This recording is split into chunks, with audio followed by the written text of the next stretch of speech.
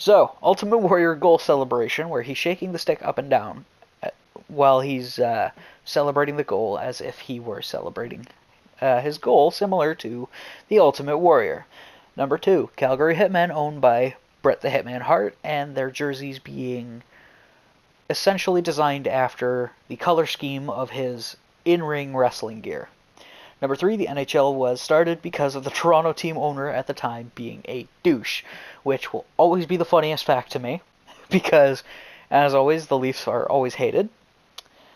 Number 4, the original 6 teams were originally named the Toronto Arenas, Boston Bruins, Chicago Blackhawks, Detroit Red Wings, New York Americans, and Montreal Canadiens.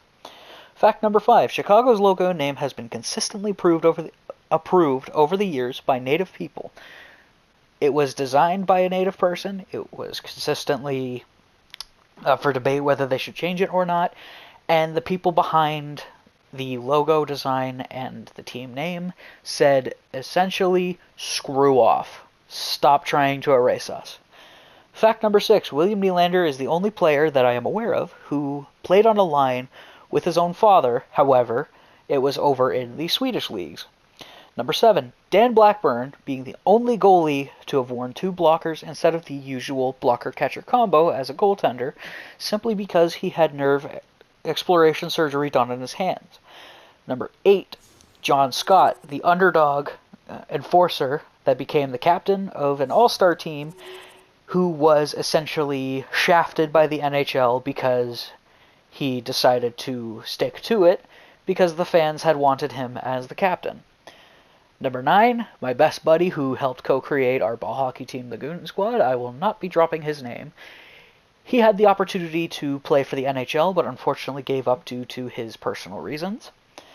And he actually skated with several current and former NHLers, including the likes of Nathan MacKinnon. Number 10, the Marc-Andre Fleury handling between Pittsburgh, Vegas, and Minnesota, being essentially just given a text about his trade status from Pittsburgh to Vegas and then Vegas to Minnesota, which is extremely disrespectful. Number 11, the Washington Capitals Ovechkin-era second-round curse, where during the time where the Washington Capitals had Alex Ovechkin as their main focus, they would always make it to the playoffs, they would always get to the second round, but they never got out of the second round until I believe it was 2018 or 2019 when they had won the Cup. Number 12 is the atmosphere differences between at home, at a bar, and at the arena. And of course, not only the regular season being a different atmosphere, but the playoff atmosphere as well. Number 13, the difference between regular season and playoff overtime/shootout finishes.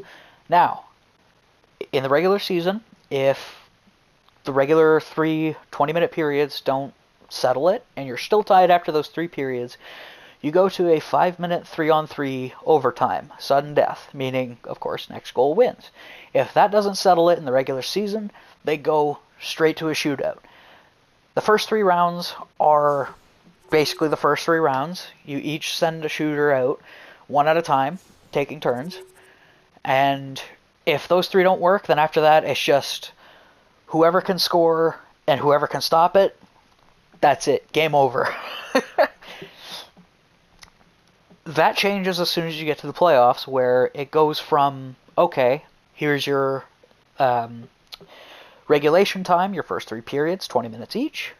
Now it's 5-on-5, 20-minute periods, sudden death overtime until somebody scores.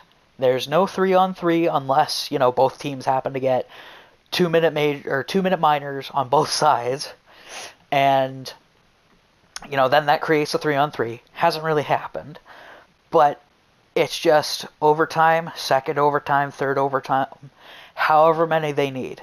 And the current record, as far as I'm aware, for overtime is, I believe, 3rd or 4th overtime in the playoffs.